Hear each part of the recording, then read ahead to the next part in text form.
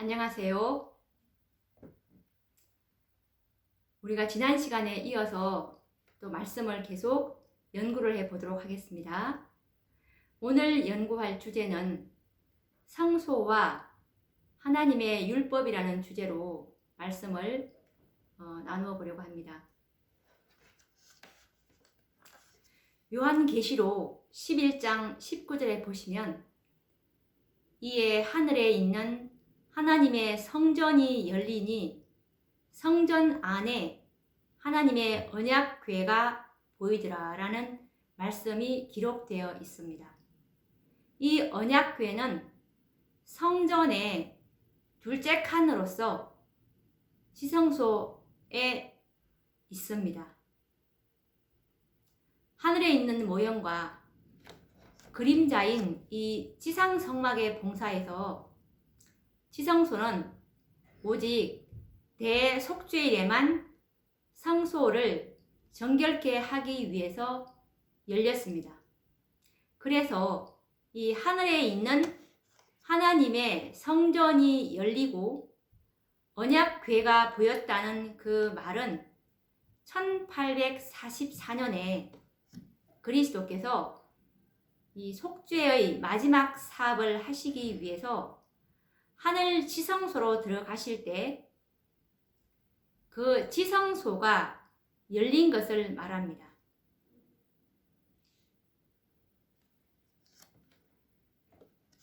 주님께서 이 지성소 봉사를 위해서 이제 그곳으로 들어가실 때는 믿음으로 그들의 대제사장을 이제 따라간 자들은 그 언약궤를 보았습니다. 성소 문제를 그때 그 당시에 1844년도의 재림 선구자들 이들은 이제 성소 문제를 연구하게 되므로, 왜냐하면 1844년에 10월 22일 날 그들이 기대하던 그 주님은 이 땅에 임하시지 않으셨기 때문에 이 다니엘 8장 14절의 이 성소 정결에서 혹시 이 성소가 우리가 그동안 잘못 깨닫고 있는 것이 아닐까라고 이제 생각함으로 그들의 마음이 성소 문제에 이끌리게 되었죠. 그래서 그들은 이제 이 성소에 관한, 하늘 성소에 관한 이제 빛을 보게 되었습니다. 그래서 그들은 이 1844년도에 이 대실망을 경험한 이 재림 선구자들은 이 성소 문제를 이제 연구함에 따라서 그들은 구주의 봉사가 이제 변경된 것을 알게 되었습니다. 주님께서 하나님의 언약궤 앞에서 이제 봉사하시되 당신의 피로써 죄인들을 중재하고 중보하고 계시다는 것을 그들이 이제 보게 되었습니다. 이 지상 성막에 있는 언약궤는 하나님의 율법을 새긴 두 돌판이 들어 있었습니다. 언약궤는 율법의 돌판을 넣어두는 궤짝에 불과했지만 돌판에 새긴 그 하나님의 율법이 들어 있었기 때문에 그 언약궤는 귀중하고 신성하였던 것입니다. 하늘에 있는 하나님의 그 성전이 열렸을 때 이 언약궤도 보였는데, 하늘에 있는 이 성전의 지성소에는 하나님의 율법, 이 하나님의 율법은 하나님께서 이 친히 신의 잔의 우레 가운데서 말씀하시고 당신의 손으로 친히 돌판 위에 기록하신 그 10계명이 거룩하게 보관되어 있습니다. 하늘 성전 안에 있는 이 하나님의 율법은 원본이고 돌판에 새겨지고 이 모세를 통해서 이 모세 오경에 기록된 것은 그 원본을 이 하늘 성전에 있는 하나님의 율법의 원본이죠. 이 원본을 정확하게 옮긴 이 사본에 불과했던 것입니다. 이 중대한 점을 이해하게 된 이 당시에 재림 운동을 했던 재림 선구자들은 하나님의 율법의 그 신성하고 변함없는 본질을 알게 되었습니다. 그래서 그들은 천지가 없어지기 전에는 율법의 1.1획이라도 반드시 없어지지 아니하고 다 이루리라 라는 이 마태복음 5장 18절에 이 구주께서 하신 말씀의 뜻을 전에 없이 강하게 깨닫게 되었던 것입니다. 우리가 지금 이 윌리엄 밀러의 재림운동의 그 역사를 연구하고 있습니다. 그래서 이 하나님의 율법은 다 아시다시피 하나님의 뜻을 계시하신 것이고, 그리고 그분의 품성의 사본으로서 궁창의 확실한 증인으로서 영원히 존속하지 않으면 안 되는 것입니다. 그래서 하나님의 명령에 그 하나도 무효가 될 수 없고 그 1.1획이라도 변경될 수가 없었습니다. 그래서 이 다윗도 하나님의 율법의 이 영원 불변성에 관해서 이렇게 기록하고 있는데요. 시편 119장 이 89절 말씀에 여호와여 주의 말씀이 영원히 하늘에 굳게 섰사오며, 그리고 또 시편 111장 7절과 8절에 보시면 그 법도는 다 확실하니 영원 무궁히 정하신 바요 진실과 정의로 행하신 바로다 라고 이 하나님의 율법의 영원 불변성을 노래하고 있습니다. 이 하나님의 10계명의 바로 그 중심에는 그것이 맨 처음 반포될 당시와 마찬가지로 넷째 계명이 있습니다. 출애굽기 20장 8절과 11절에 보시면 하나님의 그 10계명 중에서 넷째 계명이 나오는데, 보시면 출애굽기 20장 8절에서 11절 말씀을 보시면 안식일을 기억하여 거룩히 지키라.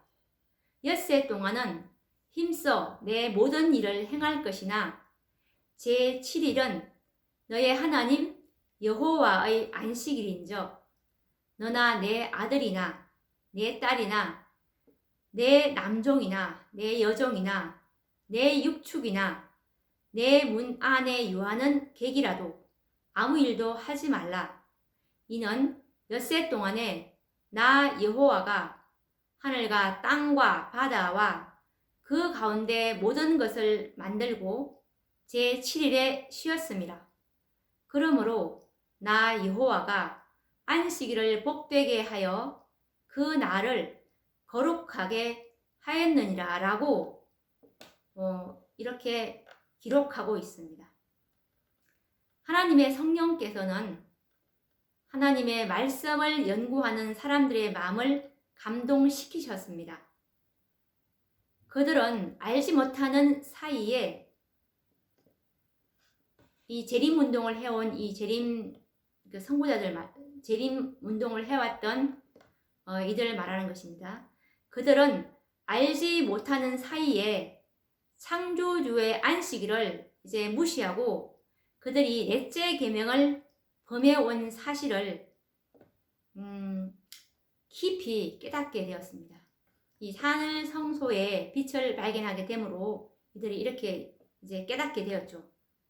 그들은 하나님께서 거룩하게 하신 날을 지키지 않고 어찌하여 그들이 주일 중 첫째 날을 지키게 되었는지 그 이유를 이제 그들은 살펴보기 시작했습니다.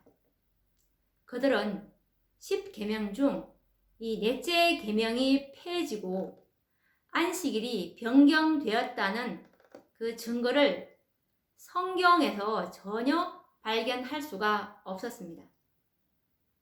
처음에 안식일을 거룩하게 한 축복은 그 후에 도무지 바뀐 일이 없었습니다. 그들은 하나님의 뜻을 알고 그 뜻을 행하고 정직하게 그 뜻을 행하고자 정직하게 노력해 왔기 때문에 그들 자신이 하나님의 율법을 범한 자들임을 이제 깨닫게 되므로 매우 슬퍼하였습니다. 그래서 그들은 하나님의 안식일을 이제 거룩히 지킴으로써 하나님께 그들의 충성심을 나타내었습니다. 그런데 한편으로는 이제 그들의 믿음을 전복시키기 위해서 여러 모양의 과격한 일들이 생겼습니다. 지상 성소가 하늘 성소의 모형이라면 이 지상의 그 언약궤에 넣었던 그 하나님의 율법은 하늘에 있는 언약궤 속에 있는 율법의 사본이라는 것을 깨닫지 못할 사람은 아무도 없습니다. 또한 이 하늘 성소에 관한 진리를 받아들이고 믿는다면 하나님의 율법도 당연히 시인하고 넷째 계명의 안식일도 준수하지 않으면 이제 안 된다는 것을 그들은 분명히 알게 되었습니다. 바로 이것이 하늘 성소에서 행하는 그리스도의 봉사를 나타내 주는 성경 구절에 대한 바른 해석에 대해서 가혹하고 결정적인 반대를 일으키게 한 근본 원인이었습니다. 사람들은 하나님께서 열어주신 문을 닫고 그 지성소의 문이죠. 이제 지성소가 열렸지 않았습니까? 1844년 이후에는 이제 성소의 첫째 칸의 문은 닫혀지고 이제 지성소의 문은 열려진 것입니다. 그런데 사람들은 하나님께서 열어놓으신 문을 닫고 하나님께서 닫으신 그 문을 열고자 하였습니다. 지성소의 문은 닫아버리려고 했고, 그리고 성소의 문을, 닫혀진 성소의 문을 사람들은 열고자 했던 것입니다. 그러나 요한계시록 3장 7절에 보시면 열면 닫을 사람이 없고 닫으면 열 사람이 없는 그리스도께서는 요한계시록 3장 8절 말씀에 이렇게 말씀하고 있습니다. 볼지어다 내가 내 앞에 열린 문을 두었으되 능히 닫을 사람이 없으리라 라고 선언하셨습니다. 그리스도께서 지성소의 문, 곧 지성소의 봉사를 열어 보여주심으로 하늘 성소의 열린 문에서 빛이 흘러나와서 이 넷째 계명이 거기에 보관되어 있는 율법의 한 부분임이 이제 보였던 것입니다. 그래서 하나님께서는 그 하나님께서 세우신 것을 사람이 넘어뜨릴 수는 없었습니다.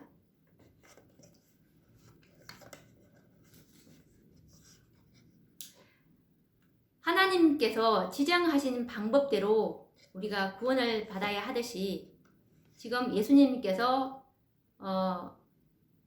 예수님의 그 중보 사역의 봉사가 성소가 아닌 지성소에서 행해지고 있다는 것을 알 때 지성소 안에 있는 하나님의 율법, 특히 이 넷째 계명에 우리의 주의를 환기시켜야 하는 것입니다. 이 하나님의 예배일이 일곱째 날이 아니라 첫째 날로 이렇게 예배를 하고 계시는 분들은 이 하나님의 율법에 대해서 우리가 영원 불변하다는 것을 바르게 인식해야 되겠죠. 그래서 이 예수님의 이 지성소 중보 사업과 하나님의 율법의 이 영원 불변성에 관한 빛을 받아들인 이 사람들은 그것들이 이 요한계시록 14장에 제시되어 있는 진리임을 발견하게 되었습니다. 이 요한계시록 14장의 기별은 주님의 재림을 위해서 지상의 거민들을 준비시키게 할 이 3중으로 된 경고의 기별입니다. 그의 심판하실 시간이 이르렀다라는 이 기별은 인류의 구원을 위한 그리스도의 마지막 봉사를 가르쳐 주고 있습니다. 지성소 봉사죠. 그것은 이 구주의 중보 사업이 마치고 주님께서 당신의 백성을 이제 이 지상으로 백성을 이제 데리러 이 지상으로 이제 돌아오시기까지 선포되어야 할 진리를 말해주고 있습니다. 1844년에 이제 예수님께서 지성소에 들어가심으로 시작된 이 조사 심판은 모든 사람, 곧 산자와 이 죽은 자의 이 심판이 끝날 때까지 인류에게 주어진 은혜의 시기가 마칠 때까지 계속될 것입니다. 죽은 자와 이제 산자의 그 조사 심판이 다 끝나면 이제 은혜의 시기가 맞춰지는 것입니다. 그래서 사람들은 심판에 설 수 있도록 준비시키기 위해서 이 요한계시록 14장에 있는 이 세 천사의 기별, 이 기별은 하나님을 두려워하며 그에게 영광을 돌리라, 하늘과 땅과 바다와 물들의 근원을 만드신 이를 경배하라 라고 그들에게 명하고 있습니다. 이 기별을 받아들인 결과가 하나님의 계명과 예수 믿음을 지키는 자들이 여기 있나니 심판에 설 준비를 이제 하기 위해서 사람들은 하나님의 계명을 지켜야 할 필요가 있습니다.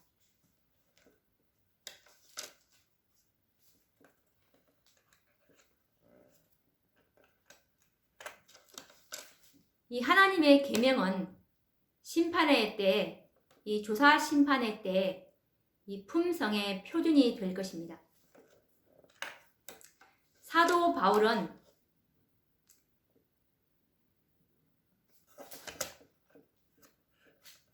무릇 율법이 있고 범죄한 자는 율법으로 말미암아 심판을 받으리라 라는 말씀과 함께 곧 하나님이 예수 그리스도로 말미암아 사람들의 은밀한 것을 심판하시는 그날이라 라고 말하고 있습니다.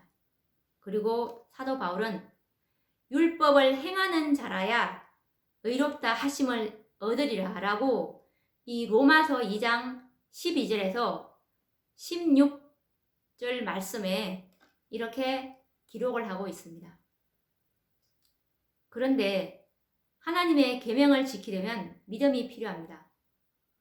왜냐하면 이 히브리서 11장 6절에 보시면 믿음이 없이는 기쁘시게 못하나니라는 말씀이 있고, 그리고 로마서 14장 23절에 보시면 범사에 믿음으로 아니하는 것은 죄라고 말씀하고 있기 때문입니다. 인류는 이 첫째 천사의 기별을 통해서 하나님을 두려워하며 그에게 영광을 돌리고 주님을 천지의 창조주로 경배하라는 명령을 받았습니다. 사람이 이 일을 하려면 하나님의 계명을 지켜야 합니다. 솔로몬은 전도서 12장 13절 말씀에 하나님을 경외하고 그 명령을 지킬지어다. 이것이 사람의 본분이니라 라고 말씀하고 있습니다. 하나님의 계명을 지키지 않으면 어떤 예배로도 하나님을 기쁘시게 할 수가 없습니다. 그리고 요한 1서 5장 3절에도 보시면 하나님을 사랑하는 것은 이것이니 우리가 그의 계명을 지키는 것이라 라고 말씀하고 있고, 그리고 잠언 28장 9절에서도 귀를 돌이키고 율법을 듣지 아니하면 그의 기도도 가정하니라 라고 말씀하고 있기 때문입니다. 하나님을 경배할 의무는 그분께서 창조주가 되시고 만물이 그분 때문에 존재하게 되었다는 사실에 근거를 두고 있는데,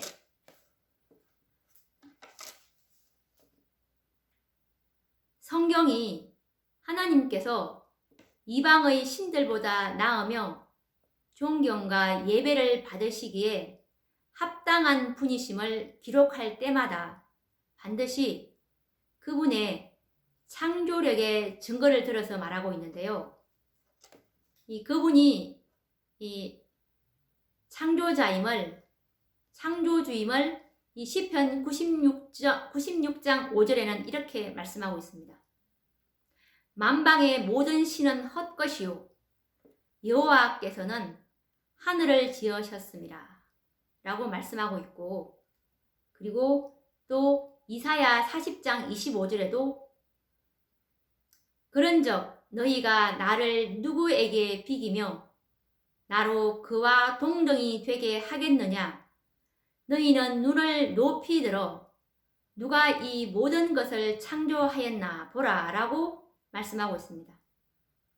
그리고 이사야 45장 18절에도 여호와는 하늘을 창조하신 하나님이시며 나는 여호와라 나 외에 다른 신이 없느니라 라고 말씀하고 있으며, 그리고 이 다윗도 시편에서 시편 100장 3절에서 여호와가 우리 하나님이신 줄 너희는 알지어다. 그는 우리를 지으신 자시요 우리는 그의 것이니 라고 기록하고 있습니다. 그리고 또 시편 95장 6절에서도 오라 우리가 굽혀 경배하며 우리를 지으신 여호와 앞에 무릎을 꿇자 라고 말하고 있습니다.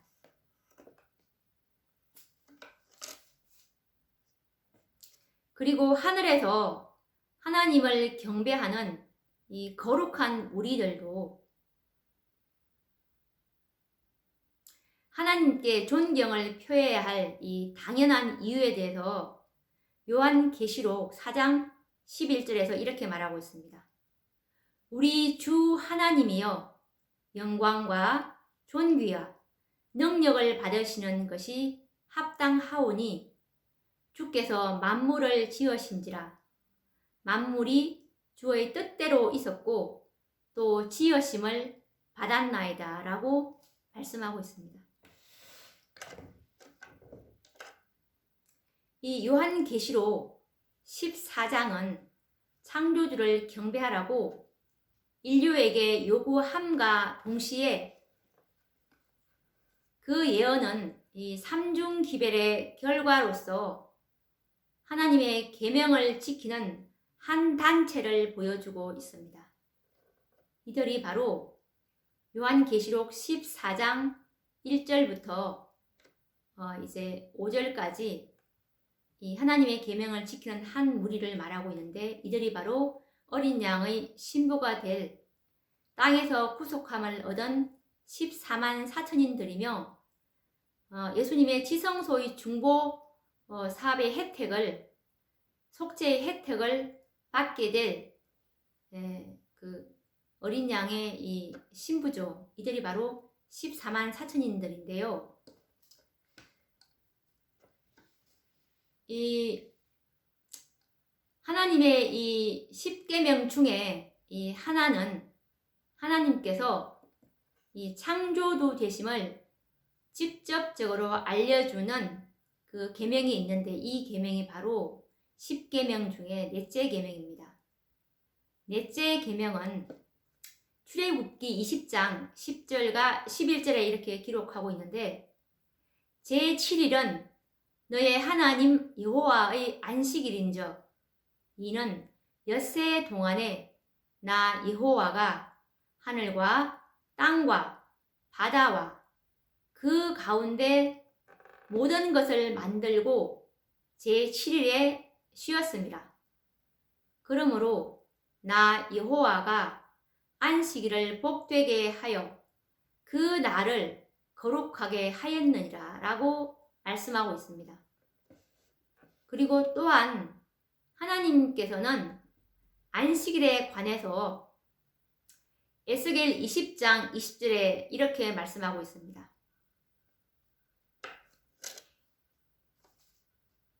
이것이 표징이 되어 너희로 내가 여호와 너희 하나님인 줄 알게 하리라 라고, 이 넷째 계명 안식일이 표징이라고, 하나님과 우리 사이의 표징이라고 말씀을 하고 계십니다.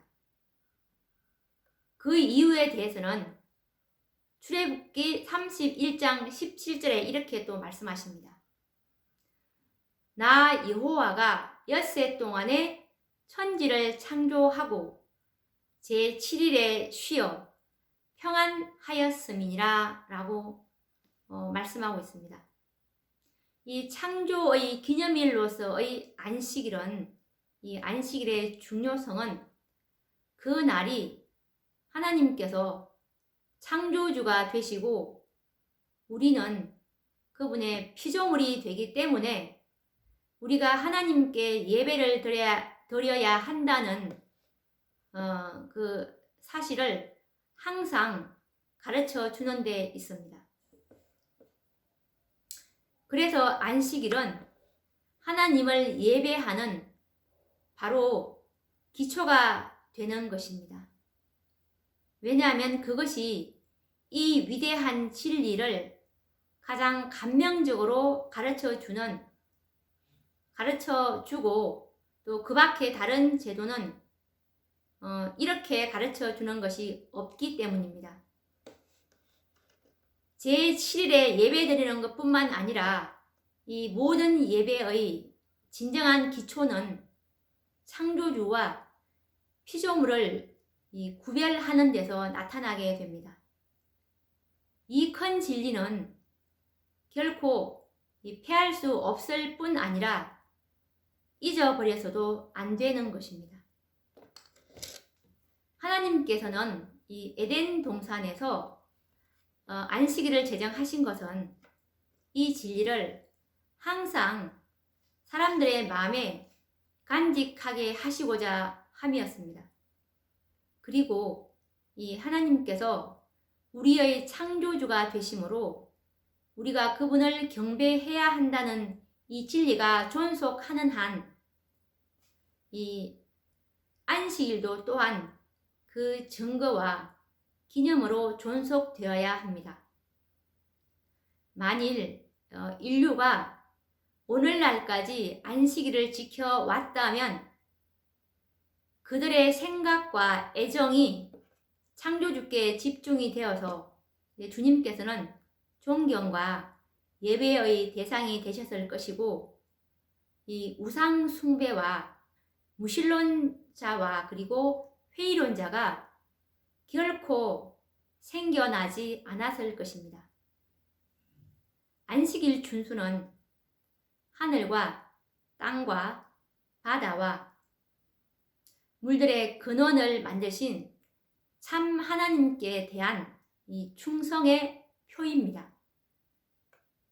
그래서 하나님을 경배하고 그분의 계명을 지키라고 명령하는 이 기별은 인류에게 특별히 넷째 계명을 지키라는 요구가 될 것입니다.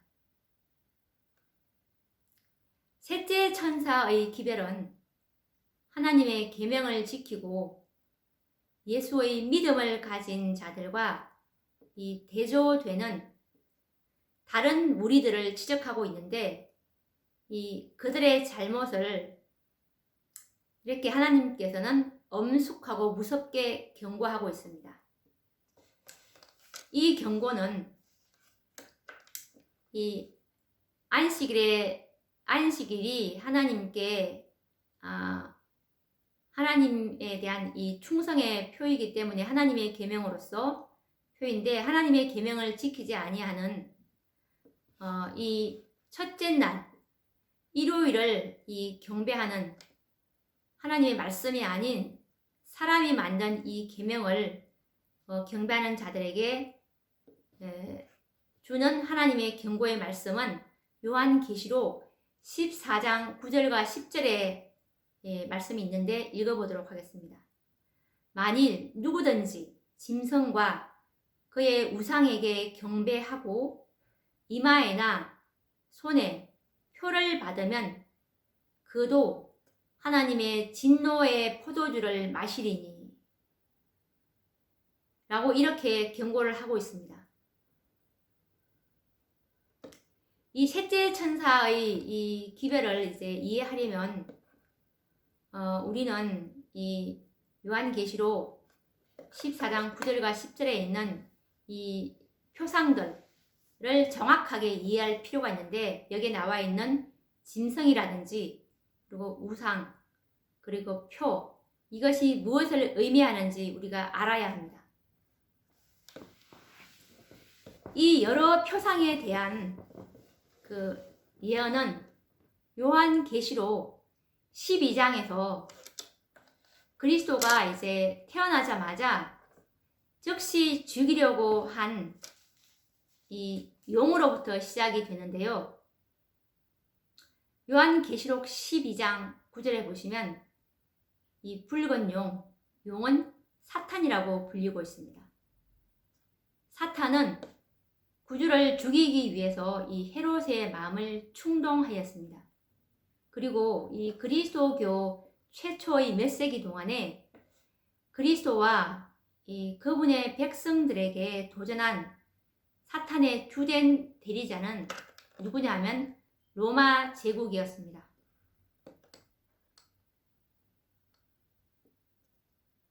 로마는 이교가 그 나라에서 압도적 세력을 가진 종교였습니다.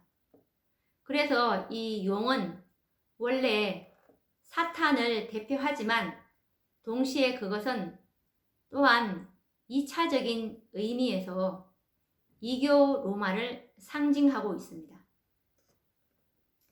그리고 요한계시록 13장 1절에서 이제 10절 말씀을 보시면 이 바다에서 나오는 또 다른 짐승이 묘사되어 있는데 그것은 이 표범과 비슷하고 그리고 용이 자기의 능력과 보좌와 큰 권세를 그에게 주었더라 라고 말하고 있습니다. 이 표상은 많은 개신교도가 믿는 바와 같이 일찍이 이 고대 로마 제국이 잡고 있던 그 능력과 위와 권세를 계승한 이 로마 법왕권을 대표하고 있습니다. 표범과 비슷한 이 짐승에 대해서는 이렇게 기록을 하고 있는 요한계시록 13장 5절에 보시면 또 짐승이 큰 말과 참남된 말하는 입을 받고 짐승이 입을 벌려 하나님을 향하여 회방하되 그의 이름과 그의 장막 곧 하늘에 거하는 자들을 회방하더라. 또 권세를 받아 성도들과 싸워 이기게 되고 각 족속과 백성과 방언과 나라를 다스리는 권세를 받으니라 라고 이렇게 요한계시록 13장 5절에 기록되어 있습니다. 그리고 다니엘서 7장에도 보시면 이 작은 뿔의 기사가 나와 있는데, 이 다니엘서 7장에 기록된 작은 뿔의 기사와 같은 이 요한계시록 13장 5절의 말씀은 틀림없이 법왕권을 가리키고 있습니다. 그리고 또 42달 일할 권세를 받으니라 라는 이 말씀과, 그리고 이 요한계시록을 쓴 이 요한도 뭐라고 기록하고 있냐면, 이 요한계시록 13장에 보시면 그의 머리 하나가 상하여 죽게 된 것 같더니 라고 말하고 있습니다. 그리고 또 사로잡는 자는 사로잡힐 것이요 칼로 죽이는 자는 자기도 마땅히 칼에 죽으리라 라고 하였습니다.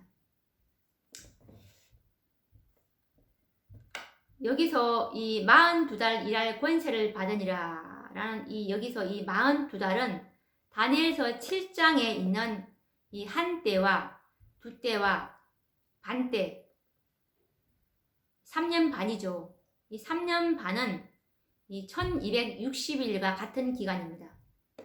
이 1260일과 같은 기간으로 그것은 법왕권이 하나님의 백성을 핍박한 기간입니다.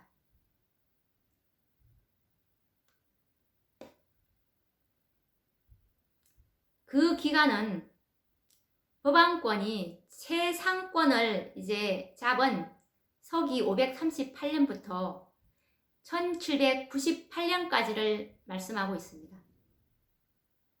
1798년에 이제 법왕이 프랑스 군에게 사로잡혀서 이 법왕권은 치명상을 입었기 때문에 사로잡는 자는 사로잡힐 것이라는 예언이 성취되었던 것입니다.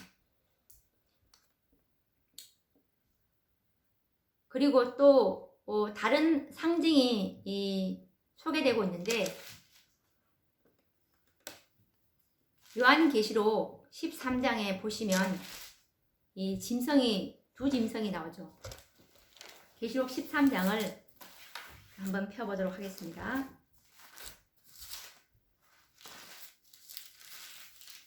첫째 짐승은 로마 법왕권을 가리키는 반면에 이 요한계시록 13장 11절에 보시면 내가 보매 또 다른 짐승이 땅에서 올라오니 라고 이 계시록 13장 11절에 이 말씀이 기록되어 있는데, 그 짐승의 모양과 그 나타나는 상황을 볼 때 그것이 표상하는 나라는 이미 나타났던 상징들이 그 대표한 세력들과는 같지 않다는 것을 알 수가 있습니다. 세계를 지배한 강국들은 하늘에 내 바람이 큰 바다로 몰려서 불 때 올라오는 맹수들임을 우리가 다니엘서 7장 2절에서 확인을 했습니다. 이것이 선지자 다니엘에게 나타났는데, 요한계시록 17장에서 이제 한 천사는 요한계시록 17장 15절에 보시면 물은 백성과 무리와 열국과 방언들이니라 라고 설명하였습니다. 그리고 바람은 전쟁을 표상하고 있는데, 내 바람이 바다에 크게 몰려서 부는 것은 모든 나라에서 이제 세력을 잡기 위해서 일어나는 정복과 이 혁명의 무서운 장면을 표상하는 것입니다. 그러나 이 요한계시록 13장 11절에 나오는 이 새끼 양같이 두 뿔을 가진 짐승은 땅에서 올라왔습니다. 이와 같은 모양으로 표상된 나라는 자기 스스로를 확립하기 위해서 다른 세력을 넘어뜨리는 대신에 일찍이 아무에게도 점령된 일이 없는 지역에서 일어나서 점진적으로 평화롭게 자라난 나라여야 하는 것입니다. 그것은 인구가 많고 전란이 그칠 새 없는 구대륙의 나라들, 곧 백성과 무리와 열국과 방언들로 이루어진 거친 바다에서 일어나는 나라는 될 수가 없습니다. 그 나라는 서반구의 대륙에서 찾아야 할 것인데, 이 1798년에 이 어떠한 나라가 신대륙에서 위대한 미래를 예상시키면서 전 세계의 이목을 집중시키는 가운데 일어났는지, 이 표상이 무엇을 말하는지 는 우리가 너무나 명백하게 알 수가 있습니다.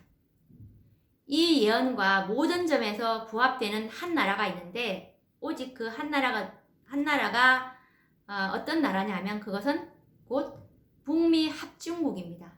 미국이죠.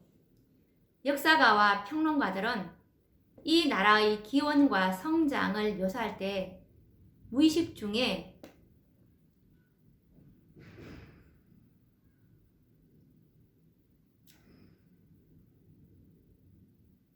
이 성경 기자의 사상을 거의 그대로 되풀이해서 이제 사용하였는데, 이 짐승은 땅에서 올라온다고 되어 있는데, 이 해석자들이 여기에서 사용한 말을 풀이한 것에 따르면 이 올라온다는 말은 글자 그대로 식물이 나거나 움터서 올라오는 것을 의미하고 있다고 합니다.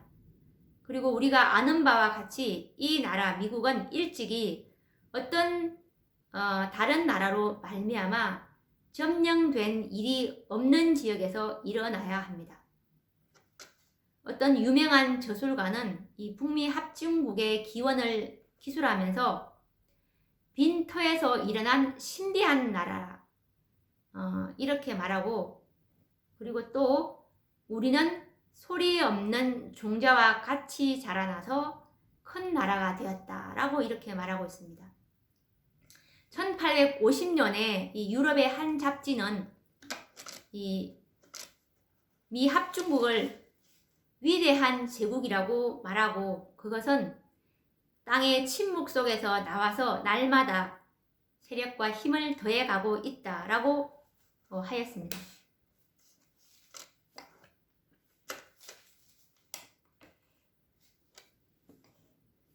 이 새끼양같이 두 뿔이 있고, 그 두 뿔 가진 새끼양 같은 짐승은 어리고 그리고 순진하고 온순한 것을 나타내고 있고, 그리고 이 요한이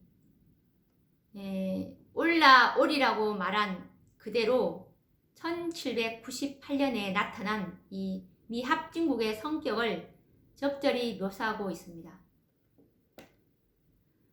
아메리카로 피해 나와서 거기서 이제 왕의 압박과 신부들의 박해에서 이제 피난처를 얻은 그리스도인들 중에는 정치와 종교의 자유를 큰 기초로 삼는 정부를 세우기로 결심한 자들이 많이 있었습니다.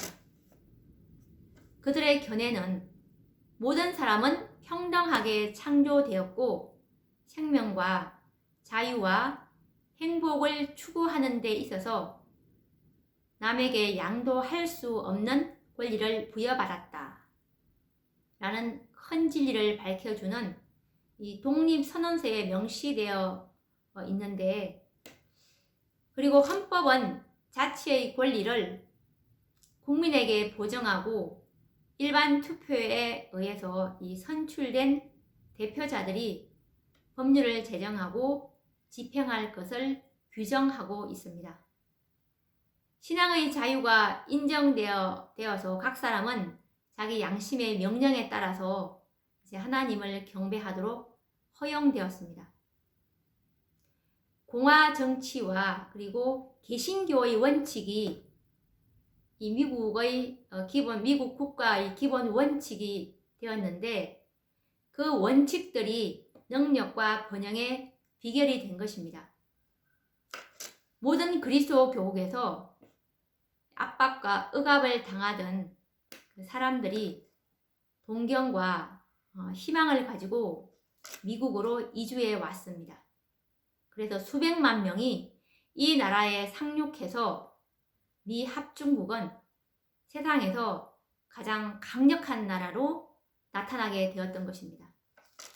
그러나 이 새끼 양과 같은 뿔이 있는 짐승이 용처럼 말하더라.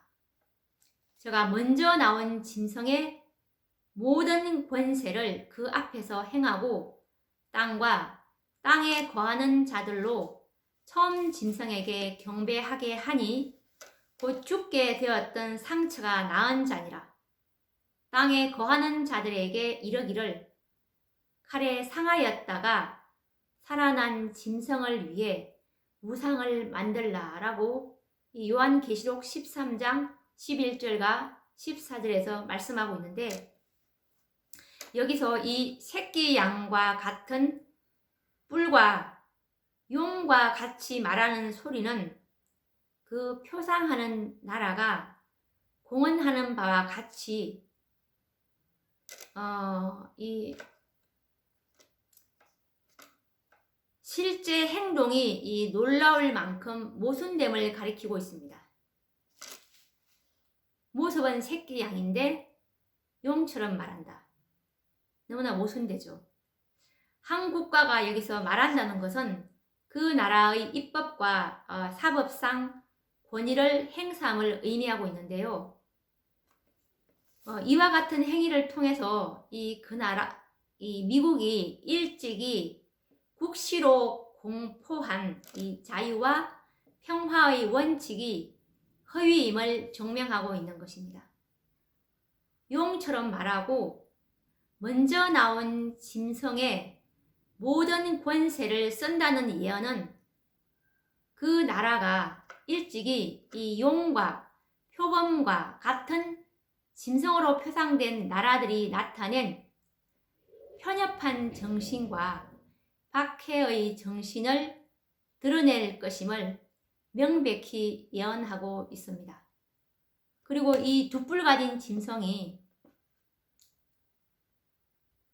땅에 거하는 자들로 처음 짐승에게 경배하게 하니 곧 죽게 되었던 상처가 나은 자라라고 한 이 말은 이 나라는 미국이죠. 미국이 법왕권에게 경의를 표하게 할 어떤 도를 강요하는 일에 그 권위를 행사할 것을 나타내고 있습니다.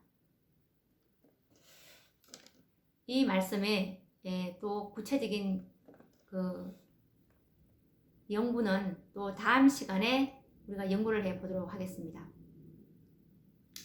지금 이 두 뿔 가진 짐승, 이 미국이 이제 이 법왕권에게 경의를 표하게 할 어떤 도를 앞으로 이제 강요하게 될 것인데, 그것이 무엇을 의미하는지 우리는 반드시 알아야 되겠죠. 그러면 또 이 말씀을 가지고 다음 시간에 계속 연구를 해보도록 하겠습니다. 다음 시간에 뵙도록 하겠습니다. 감사합니다.